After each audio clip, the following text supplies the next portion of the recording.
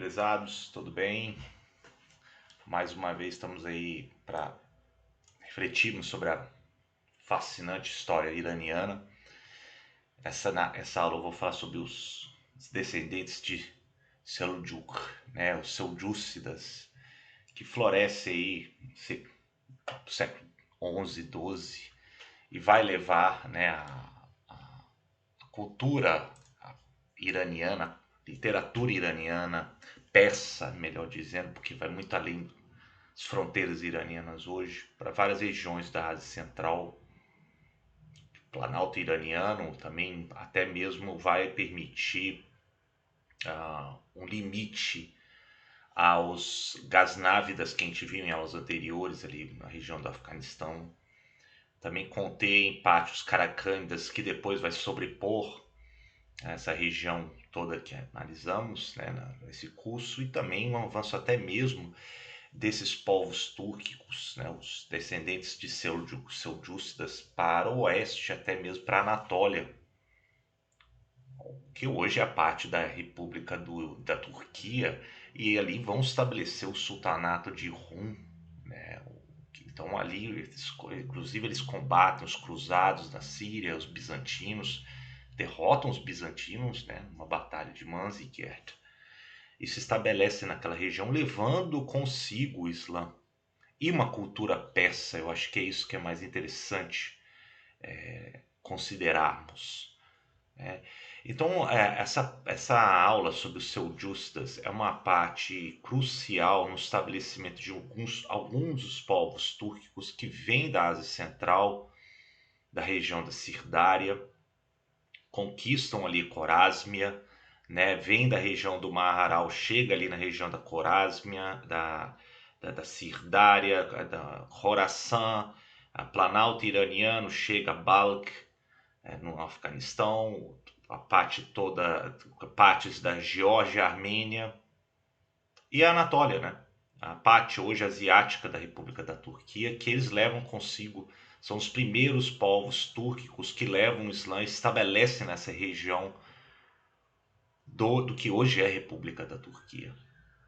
Então acho que isso é fundamental entendermos, né? A partir da aula que vem, veremos sobre os Caracândidas e por assim vai, mas aqui está uma parte importantíssima de como que o Islã chega na região da Anatólia, e depois outros povos vão chegar na região da Anatólia e levam consigo, povos túrquicos que levam o Islã com eles. E uma coisa que se revela, acho que de maneira magistral com seus justas, é que eles carregam a cultura, a língua, a literatura persa com eles. Eles são profundamente admiradores da cultura persa, assim como os Gaznávidas foram, né? E isso eles promovem em várias escolas de arte, né? Em Rei, em Kashan, né? E a gente vê, por exemplo, aqui uma belíssima tigela policromada, né? É esmaltada, que se fala a técnica do Minai, que vem de uma escola aí de Kashan, né? Hoje no Irã, isso por volta aí já no século XIII seguramente, que contava não somente um casal enamorado com características muito próprias, e a beleza toda da composição visual, das cores, como muitas vezes também vinha na borda com inscrições de versos sufis em árabe, a escrita cúfica, né? E muitos desses artistas que trazem essas características, a pintura esmaltada, policromada, vieram de escolas inclusive do Egito, que tinha sofrido uma série de ataques na época dos Fatímidas, que os Selçukistas atacaram e trouxeram consigo ou fugiram do Egito Fatímida para se estabelecer em cidades Selçukistas como Rei, né, hoje próximos a Teherã, e Kashan. Então acho que eu gostaria de começar com essa belíssima composição para vocês.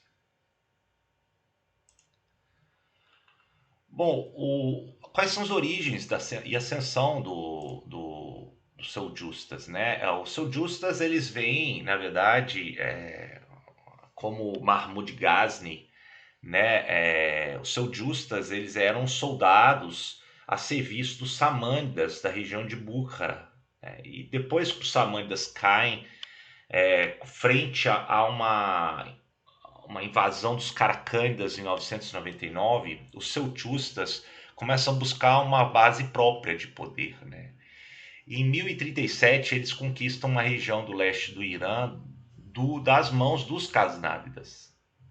E depois eles tomam a região ocidental do Irã dos Gaznavidas e em 1055 eles vão tomar Bagdá dos Buídas, né? E estabelecem como a região hegemônica, uma potência hegemônica do mundo islâmico.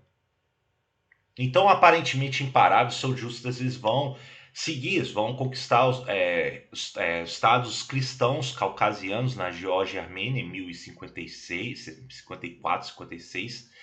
E depois, em 1071, eles ficam frente a frente com as forças bizantinas pelo controle da Anatólia, né? Eles vão tomar, eventualmente, a derrotar os bizantinos na Batalha de Manzikert.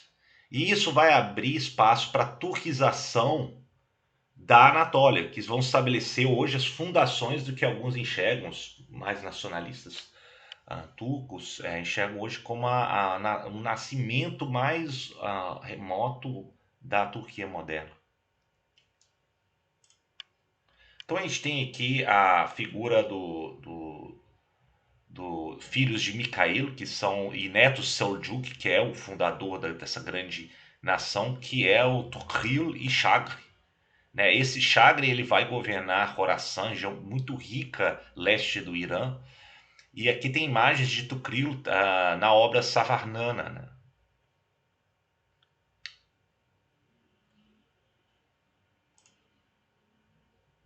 E o que deve se falar mais de Tukril e Chakri é que por volta de 1025 eles se juntam primeiro às forças dos Caracândidas na Transoxiana e eles vão liderar vários exércitos dos túrquicos Oghuz em Khorasan e também contra os Gaznavidas. No primeiro momento eles são derrotados, né? E por volta de 1025 eles são derrotados primeiramente pelo Mahmud Ghazni, né? Eles fogem para Khorasan, né? Com o Tukril e Chagre, né? Estabelecendo a região da região do Lago Aral. Eles se recuperam essa perda, né? E tem um tio deles que chama Arsalan Israel, né? E eles fazem um novo ataque a Khorasan, conquistam Nishapur, cidade magnífica de Khorasan.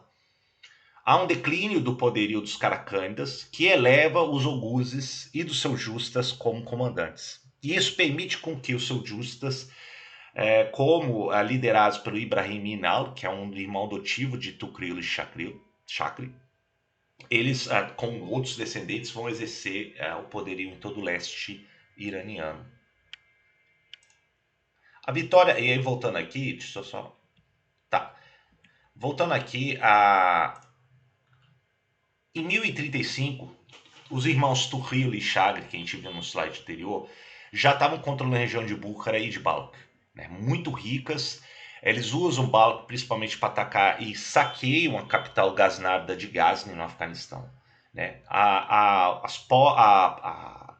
vitória seljusta sobre Gaznávidas depois vai levar a um conflito fatal em 1040, quando Tukril derrota definitivamente o sultão Gaznávida Masud.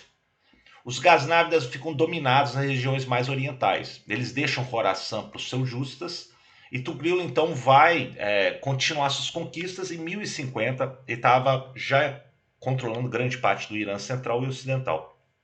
Em 1054 Tukril ele vai derrotar alguns senhores de guerra, governantes locais no Azerbaijão da Armênia, né, que já estavam ameaçando já algumas as fronteiras também junto com as possessões bizantinas na Anatólia, né? E aí Tukril ele é escolhido como um dos favoritos dos califas abássidas para resgatar a determinadas cidades da ameaça dos fatímidas que vinham lá do Egito, mais ainda ao oeste. Teve uma luta de 3 anos, né? O Tukril ele eventualmente recaptura a cidade de Al-Hain em 1060. E aí Tukril passa a dominar Bagdá e termina definitivamente com a dominação buida de lá. né? Então, acaba a dominação buida na região central iraniana e de Bagdá, né? O califado abássida, vimos, é mantido apenas como símbolo, né? E aí ele estabelece, então, um novo poderio a partir da antiga capital buida em Shiraz. Foi nessa época que Tughril e Shah provavelmente se converteram ao Islã, né? Eles tomaram o nome de Muhammad e Davud, respectivamente, né? Tughril também recebe o título cerimonial de Ruknuddin, né, do califa. Esses dois irmãos vão governar de fato o império, dividindo a parte ocidental para Tughril e a rei, a partir da capital rei, e uma parte oriental governado por Chagri a partir de Balkh. Por volta de 1060, o Chagri morre, né? Ele deixa o controle oriental do império para o seu filho Garvud, mas depois isso vai ser dividido por dois outros filhos, Suleiman e Alp-ar-Salam. A Arpa-al-Salam, na verdade, a gente guarda esse nome que ele é considerado um dos maiores governantes seljúcidas. Mas Tughril, ele governa inicialmente como o único grande governante seljúcida no início, né? E ele passa muito tempo organizando administrativamente, fiscalmente, militarmente e até promovendo a arte persa entre os seljúcidas, né? E ele depois deixa uma parte da sua dominação, do seu poder, para um dos seus primos e sobrinhos, entre eles o Kulturmish, que é muito famoso ali na história iraniana. Eu queria agora ir para a Batalha de Manzikert, que é muito famoso aqui no Ocidente, né? Em que há a entrada efetiva de seljúcidas na Anatólia. Bom, com a morte de Tughril em 1063, há uma competição pelo poder entre Suleiman, Alp-Salam e Kulturmish. E As-Salam finalmente sai como um grande vencedor, né? Ele é coroado como grande rei em 1064, lança campanhas para expandir suas conquistas do que tinha herdado. Né? A maioria das campanhas se concentra na região do Cáucaso, né? Subjugando reis e príncipes armênios georgianos cristãos. No sul do Irã, ele termina a conquista de Kerman, que tinha iniciado por seu pai, e chega às costas até mesmo do mar de Omã. No entanto, os sucessos seljúcidas na Anatólia, nessa época, vão alertar o imperador bizantino, o romano IV Diógenes, né, que em 1070 ele lança uma campanha para reconquistar a Anatólia Oriental dos seljúcidas, e aí traz com eles os armênios e os georgianos de volta à esfera bizantina, inicialmente. E aí,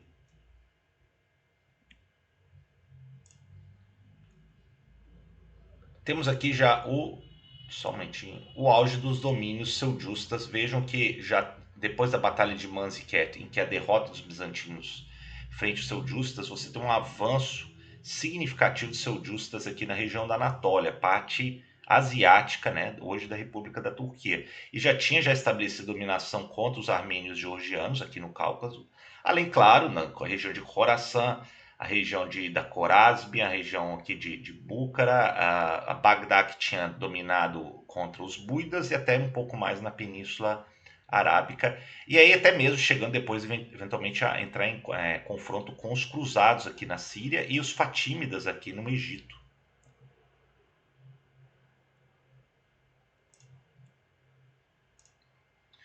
Bom, sobre o governo e administração do Império, temos uma figura que serviu como vizir dos seljúcidas, que ele vai governar de 1064 a 93, o Nisan al-Mulk, que vira quase como um arquétipo de um bom governante que vai servir como tutor do herdeiro depois do trono do poderio seljúcidas por 20 anos. Os seljúcidas tinham estabelecido a sua capital em Isfahan, né, na região central do Irã, uma das cidades mais belas do Irã. Construiu monumentos lindíssimos, né? Uma delas é uma mesquita funcional até os dias de hoje, né, em Isfahan, dos seljúcidas. O primeiro momento existiu o que era chamado o primeiro-ministro vizir Hassan de Tush, ou Nisan al-Mulk, né, o ordenador do reino. Ele vai, além de promover a boa prática do governo e da administração, ele vai organizar uma série de escolas, de seminários chamados Nezamias. Ele vai reformar o exército, o sistema tributário, né? Ele era um forte defensor do poderio centralizado, Ele escreve um livro chamado Livro de Governo, que é muito lido depois por outros governantes islâmicos nos séculos posteriores, né? Ele promove uma política a favor dos sunitas, que os seljúcidas já tinham se convertido no Islã, e a Nissan al-Mulk promove muito a perseguição de minorias xiitas. Isso vai provocar muitos ataques de algumas organizações xiitas muito organizadas. Uma delas é a seita dos ismaelitas nizaris, né, que controlavam fortalezas praticamente inexpugnáveis no topo de montanhas no Irã, na Síria. E esses eram chamados dos Hashashinos, né, que é conhecidos assassinos, né? Alguns falam que esse nome vem do Hashashinos, de fumantes de hashish, mas provavelmente não eram, né? Eles eram espetacularmente disciplinados, bem-sucedidos em alvejar figuras determinadas. Inclusive o próprio Nissan al-Mulk, que foi assassinado por esses assassinos, né, ismaelitas nizaris, em 1092. Hoje em dia você tem muito essa ideia de que os assassinos que são os precursores do que hoje são os homem-bombas. Não tem nada a ver isso, tá, gente? Né? Agora, a missão seljúcida de suprimir o xiismo ismaelita, né, foi em grande parte sucesso primeiro de uma campanha sustentada. Agora, os assassinos eles eram muito disciplinados e estudados em seminários xiitas, até mesmo na instituição Al-Azhar, no Cairo, né, que tinha sido fundado como centro de estudos ismaelitas, né, que hoje ironicamente, é uma das mais centros de ensino tradicional sunita no mundo muçulmano, né?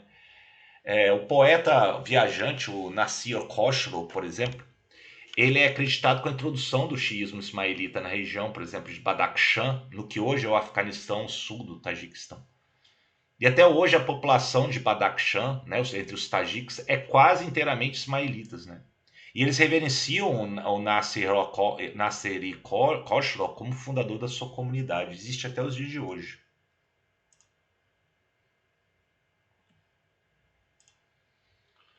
Como seus predecessores túrquicos, os Gaznavidas, né, que eram parte da grande nação dos túrquicos, os seljúcidas também eram ávidos patronos da língua e cultura persas, né? Por exemplo, o poeta matemático Omar Khayyam, ele floresce durante um dos governos do seljúcidas, né? Assim como o grande estudioso Muhammad Ghazali e mais tarde o poeta sufi Jalaluddin Rumi, né? Que é muito conhecido hoje. A poesia sufi, a escrita sufi, era uma forma de expressão dos sentimentos para que pudesse desviar nossas restrições de pensamento rumo à união mística com Deus, com a forma divina, né? Na verdade, eram muitas vezes formas poéticas de protesto contra as verdades padronizadas de religiões já estabelecidas, que tinham perdido esse vínculo, essa busca, né, dessa união mística. O Mahayana, que era conhecido mais no seu tempo como matemático e cientista, ele escreve centenas de quadras, né, no qual expressa dúvidas, ceticismo e até mesmo raiva sobre a forma como determinados cultos e religiões, até mesmo como era interpretado a criação divina, etc. Né? Ele inclusive tem algumas linhas que eu lembro que ele fala que Alá começou a criação com constrangimento, o homem da vida, ele acrescentou apenas confusão, e a gente parte relutantemente, sem saber o objetivo do nascimento desse partido. Então, até mesmo um protesto crítico de Omar Khayyam contra o que era formas convencionais de culto, entendimento a Deus, né? E os sufis era um meio deles, a poesia era um meio deles de sugerir uma busca para profundidade e intensidade da experiência espiritual que eles almejavam alcançar. Então, no século XI, esses poetas sufis começam a estabelecer uma série de escritos, de fontes, de símbolos, termos e metáforas que vai constituir o repertório da literatura persa depois nos séculos vindouros. Aqui, por exemplo, tem um retrato de Rumi, né, e um trecho do Masnavi de Rumi. A mensagem central da literatura, da poesia sufi é o amor, em todas suas formas, tá? É um reflexo do amor de Deus, né, de Alá por sua criação.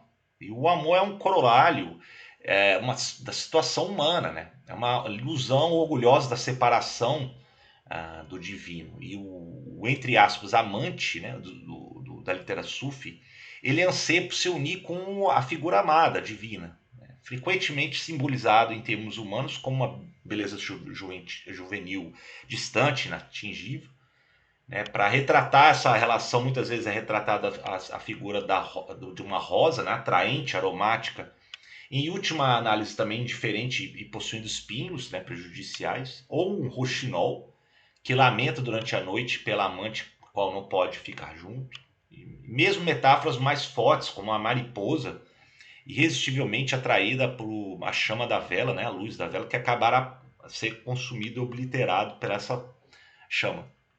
Os sufis eles enfatizam um estado original natural do ser, que é a unidade com o divino, e que todo sofrimento humano é derivado dessa subsequente separação.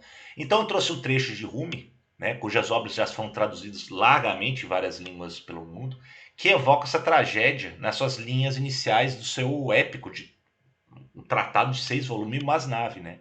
E aqui eu leio, né? Agora ouço o profundo lamento da flauta de junco. Sobre a mágoa de estar separado significou, desde que do canavial eles me arrancaram, minha música expressa cada agonia humana. Um seio que a separação se partiu em dois. É o que procuro, compartilhar essa dor com você. Quando mantidos de sua verdadeira origem, todos anseiam pela união no dia em que puderem voltar. Uma tradução livre, mas veja como é que há uma angústia da separação e a busca para essa unidade perdida. No caso, a flauta que tinha separado, né, na época, desde o canavial, e buscando pelo canto, né, que a flauta, os sons fazem, buscar e anseia para essa busca através dessa separação, nessa união perdida. Né? Aqui já vou para a decadência e queda, depois decorrente da fragmentação dos conflitos nas fronteiras no oeste contra os bizantinos e os cruzados, né, e até mesmo as guerras que tinham empreendido contra os fatímidas, e também contra os caracânidas que estavam crescendo na região mais ao leste. Aí tem a batalha da derrota frente a alguns cruzados na batalha de Dorileia em 1097. Mas é aquele negócio, essa decadência segue o padrão usual para os muitos impérios túrquicos islâmicos. Né, que ao longo do tempo a autoridade central é enfraquecida, alguns territórios seljúcidas vão se fragmentar depois de problemas de sucessão de poder. Ao longo do século XII, várias regiões seljúcidas tiveram que lutar contra inúmeros rivais, entre eles alguns cruzados francos no oeste e também os caracânidas no leste. Eu gostaria de voltar aqui, deixa eu ver se eu... Então, o que a gente viu essencialmente nessa breve exposição? Né? Primeiro, a ascensão de alguns povos túrquicos, né, que são descendentes de seljuks, se chamam seljustas, que ascendem combatendo contra os gaznavidas. Eles depois guerreiam em parte contra os caracânidas, tomam a região ali da Corásmia, a região de Búcara, derrotando os gaznavidas depois, a Tukril, a Chagre. Eles dominam cidades riquíssimas na Corásmia, região de Khorasan, a cidade de Balca, começam também a dominar algumas cidades que fazem depois a capital em Shiraz, em Isfahan. Né? Então você tem até hoje, por exemplo, a mesquita de Isfahan, Seljusta está lá, na época de Kuturmish, por exemplo. Rei e Kashan são centros produtores da cerâmica seljustas, que denota até que a gente viu a linda obras, tigelas esmaltadas Minai do século 12 e 13, que trazem a cultura e influência persa, da cultura persa. Eles promovem a literatura sufi persa e também as culturas visuais persas. Inclusive chegam até a tirar um pouco a influência arábica, né, do que estava sendo, que era mesclado em parte na cultura persa, e trazem um Islã sunita, boa parte sunita, né? Você vê que o Nissan al-Mulk, o grande vizir, ele combate os ismaelitas xiitas, chega inclusive a ter uma série de derrotas frente aos ismaelitas, depois Quem vai suceder depois vão ser os Caracândidas, os mongóis, que vão combater esses ismaelitas. São organizações muito disciplinadas, os ismaelitas nizares, né, dos xiitas, né? E estão sempre presentes. Alguns deles até chegam a estabelecer na região de Badakhshan, que a gente viu, regiões do Afeganistão, Tajiquistão hoje, e até hoje existem ismaelitas nizares ali, fundados ali pro Khosrow, né? O que a gente vê também é depois com Arsalan, né, principalmente que ele vai para o oeste, e é muito conhecida essa figura, quando ele derrota os bizantinos na Batalha de Manzikert e estabelece o seu justas num sultanato posterior que vai ser chamado Sultanato de Rum, na Anatólia, do que hoje é a parte asiática da República da Turquia. Ali começa então o estabelecimento de alguns povos túrquicos na região da Anatólia, tá, gente? E trazem o Islã com eles, a cultura sufi, né, a cultura islâmica persa para essas regiões. Né? Agora, eventualmente, eles vão, e também combatendo cristãos na Geórgia, na Armênia, no Cáucaso, e também os cruzados na Síria, também os bizantinos, eles vão ter uma certa regressão depois, no século XII, XIII, melhor dizendo, até XIII. Tinham tomado brevemente dos búidas o controle sobre a região de Bagdá, que era ainda sede do califado abasta, que é bastante simbólico, não tem mais um poder mais político efetivo. E a grande renda deles, sem dúvida, vem do controle de Khorasan, do Planalto iraniano, da Ásia Central. Ali você tem magníficas rotas lucrativas que passam para a cidade de Nishapur, de Rei, de Herat, de Balkha, de Búcara, da Rota da Seda. É isso que dá grande, magnífica lucro, né, de dividendos para eles desenvolverem a taxação. Desenvolvem instituições de ensino formidáveis, como o Nissan Al-Mulk promoveu. Temos também aí o estabelecimento também de centros de ensino religioso que começam a ficar presentes na história iraniana e além, né? E eu acho que depois, no final das contas, o que é a grande herança que eles deixam é a promoção da cultura da arte persa, persianizada, que eles deixam isso depois para o que vai vir nas regiões iranianas e posteriormente. Então eu gostaria de parar por aqui, né? A gente vai ver futuramente mais sobre agora os Caracânidas e depois outras mudanças que vão vir depois da queda dos Caracânidas, depois dos Seljúcidas e por assim vai na história iraniana.